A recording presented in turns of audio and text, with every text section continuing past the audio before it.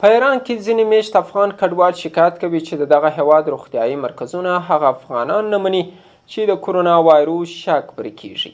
په ایران کې یو شمېر میشت افغان کډوال وایي د دغه هیواد روغتونونه په کرونا اخته سوي افغانان نه مني.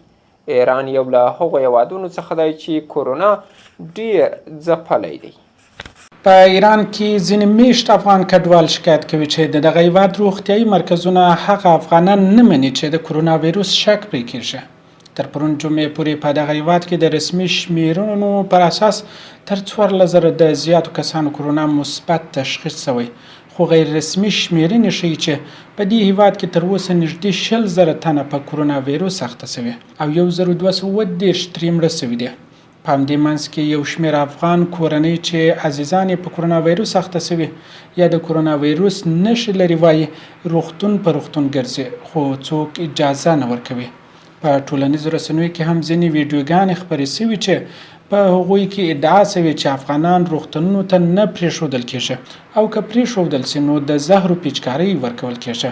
د دغو ویډیوګانو کاروالی په خپلواک ډول تایید شوی نه دی. په ایران کې د افغانستان سفیر عبدالغفور لیوال وایي دا ډول شکایتونه دوی ته هم شوي، خو هغو کسانو چې داسې ادعاوې کړي د پیښو د ځای او نیټې په اړه شواهد نه دي وړاندې کړي. ښاغلی لیوال په ایران کې د افغان کډوالو روغتیایي ستونزې تاییدوي او وایي چې له ایراني چارواکو سره یې خپله اندېښنه شریکه کړې او هغوی د همکارۍ ژمنه ورسره کړې ده.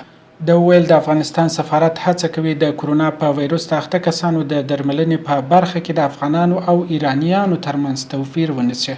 ښاغلی لیوال ټینګار کوي چې سفارت تر خپله وسه او د ډیپلوماټیکو نورمونو په رڼا کې دا خپل مکلفیت بولي چې د خپلو اتباعو پوښتنه وکړي. خو د افغانستان سفارت یوازې له ایراني چارواکو سره د خبرو له لارې هغوی همکارۍ ته هڅولی شي.